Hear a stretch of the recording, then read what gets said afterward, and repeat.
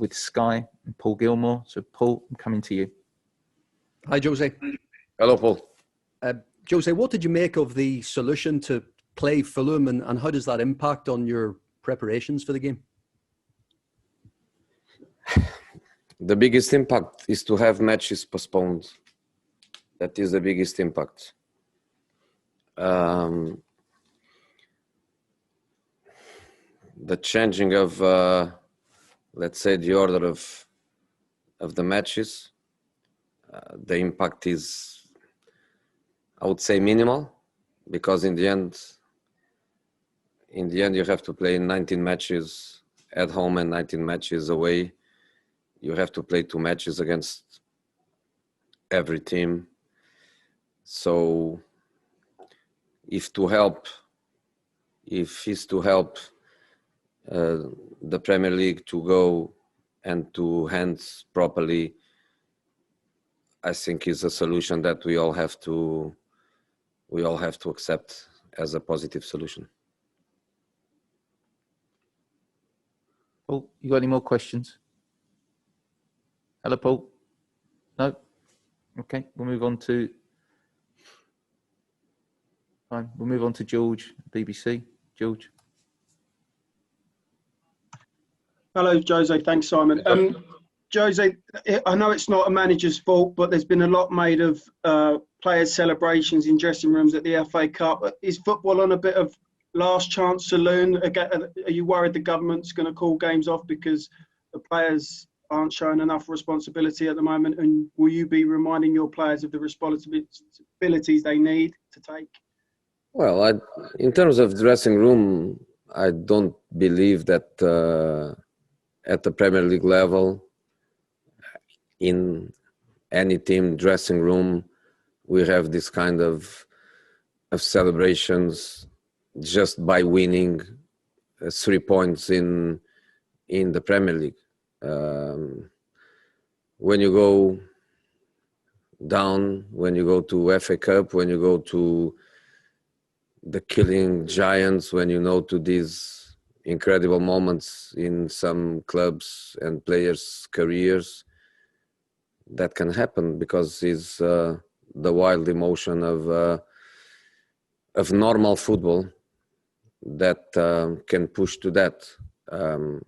I think now they will not repeat that. I think now with the exposure and the comments and the explanation of the risks, I think now the boys, even with that crazy happiness of a big day for them, they will control. During the matches at the Premier League level, the celebration of a goal, I think more and more is becoming less.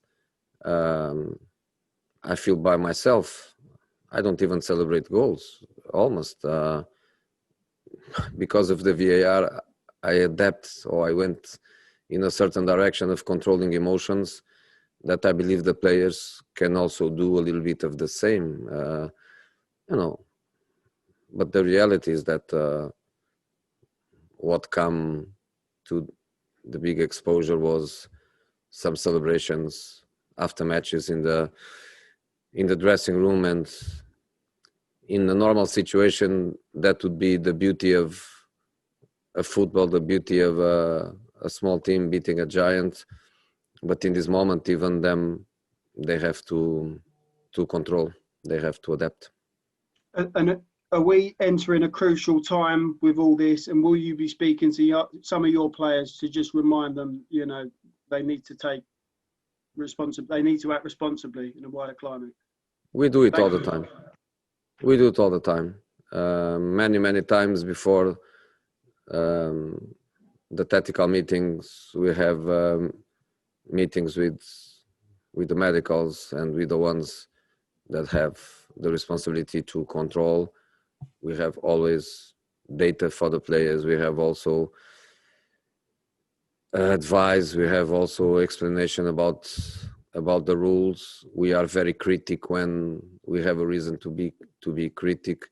So we all do our best, and we are all very happy when, like it happened today, for example, we got the results of the last testing, and we realize how well we are trying to do it.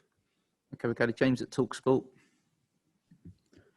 Jose, we know it's a season where teams are going to have to adapt to situations at short notice, but do you feel it's acceptable that Fulham have only had just over 48 hours to prepare for a game that they didn't think they'd be playing tomorrow night? Are you serious? They had 48 hours to prepare for this game. Do you think so? In terms of knowing the match has been scheduled, that was when it was confirmed. Look, I had the news that I was not going to play them 2 hours before the game starts. Next question, James. You obviously managed Scott Parker when you were at Chelsea. What have you made of his career so far as a manager and what he's done at Fulham? I'm very happy. Was a great guy, great professional, team player. When he decided to go to Newcastle to play more than he was playing with us, that showed his character, that showed his personality, and after that he had a very good career, Premier League, even national team. Then he went back to Fulham on his learning process as a coach, and progressively he got the job. And what can you say? Promotion, and after promotion, he's showing also that he's very capable to give them the stability to stay in the Premier League. So I like him very much. He knows that. I never hide it, and he feels it. So I'm very happy with the good things that he's doing. Okay, we go to Faye at the Premier League. Faye. Hi, Jose. Hello. Obviously, Scott Parker's made his side really hard to beat lately. What do you need to do against them to make sure you're in control of this game? In this moment, it's difficult to play against them. To defend the way they do with 5 in the back, and sometimes a second line of 4, other times with 3. It's not easy to score goals against them. That's obvious. And then they have different ways of being dangerous. One thing is to be dangerous with Mitrovic. Another thing is to be dangerous without Mitrovic. And they are good in these different situations. They can counterattack well. They can arrive in crossing positions and create difficulties. They are a good team. They transform a little bit their philosophy. They understood well how to change. They did it. They are having results, and it's going to be difficult. And have any of your players played their way into your starting 11 for Wednesday's match after their performances at the weekend? Nothing to do one thing with another thing. I told before the game that was not the game to analyze performances, was the game to analyze attitudes and principles. And at that level, I believe that is not just me. I even had some whispers from other friends in football. Everybody admired the way my players faced that game, the respect that they faced that game. And at that level, I'm very pleased with everyone that was on that pitch. Okay, Luis Restrepo. Luis. Oh, hello, Jose. Hello, Luis. How are you? I know that you don't like to talk about individuals, but I'd like to ask you about Davinson Sanchez. What is your opinion about his performance? Because we saw him in one games being in the initial 11 and in the other ones in the bench. Do you think he's in a good level at the moment and he could be in the initial 11 in the rest, in the next games, for example? It happens the same with all our central defenders. Davinson, Alderweireld, Dyer, Rodon, Tanganga. It's not like one of them is playing every match and the other one is not playing. So Davidson didn't play the last match, but played a few, and that's how it is. And what is the actual moment of Lo Celso? If you can He's tell me injured. something about it. He's injured, yeah. He's injured. He's going to be out for a long time? A few weeks, yeah. Okay. We're going to move on to Jerry Cox. Jerry. Hi, Jose. Can you hear me okay? Hello. Hiya. There's been a lot of reports about Harry Winks suggesting a loan move to Spain. Can you say anything about that? Has he got a future at Spurs?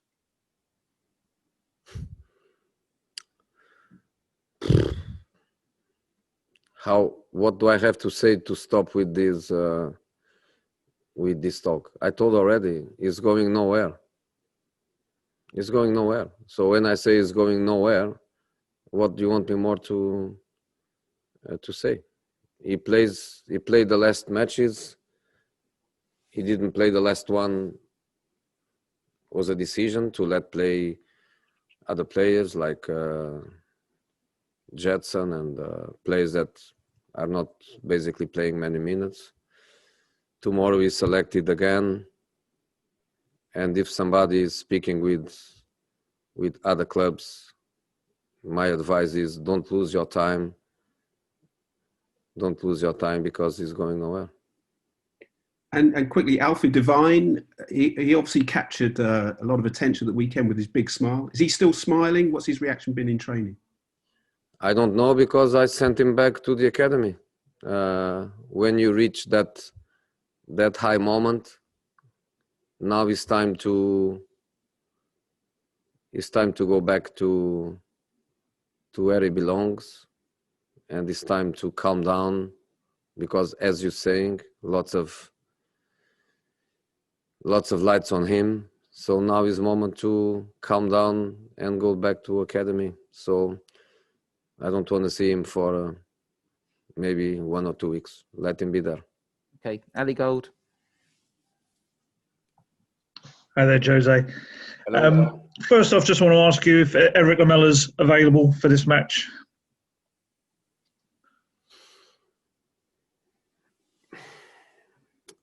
He is, but I don't know. But I think you understand what I want to mean. He can be selected tomorrow. He can. Legally, he can. But I still have a decision to make. Okay, fair enough. And the second thing I just want to ask you is actually about another young player, one who's not at the club at the moment, Oliver Skipp, getting lots of praise out on loan at Norwich. I just wondered, obviously, kind of what you've made of that, and also if you can, is there any temptation to bring him back, or is it better for his development to stay there and keep playing matches? In a selfish perspective, would be good to bring him back now. But we are not selfish. The players are very important. The future is very important. And the best thing for him is to finish the season there. And very successful loan for us and also for Norwich.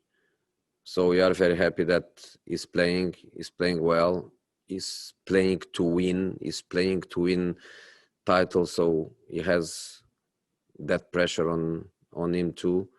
He's playing 2-3 matches a week, so there is also a physical development. And next season is back, but we believe that for this season the best thing is to stay at Norwich, and he's also very happy with that. Okay, we'll finish with Jack Pickbrook and then Paul Gilmore, and then we'll move on to the written section. Jack. Hi, Jose. Hello. You were positive about Jedson Fernandez's performance on Sunday. Do you know if he will stay at Tottenham for the rest of the season or go back to Benfica? I don't know. If he stays, I'm happy. Again, by a selfish point of view, I'm very happy if he stays because he's a good player. And when we need him, we know that we have some quality coming from him. Of course, it's a pity that he's not in the Europa League list. We played already 9 matches in the Europa League. I would imagine that playing Europa League would be a much happier situation for him. But in a selfish look at it, I would like him to stay. But again, we are not selfish. We also think about the players, and in this case, we also think about the father club. So we have just to wait. Okay, thank you. Okay, we'll finish with Paul. Paul, a couple more from you, okay? Hi, sorry, Jose, I had some mute problems. Have there been discussions about signing Nicolas Gonzalez from Stuttgart? Discussions with who? Not with me. With the club? Is he a player you're interested in? No. And just finally, what did you make of Mesut Ozil saying that he would rather retire than sign for Tottenham? But who told him that Tottenham is interested in signing him?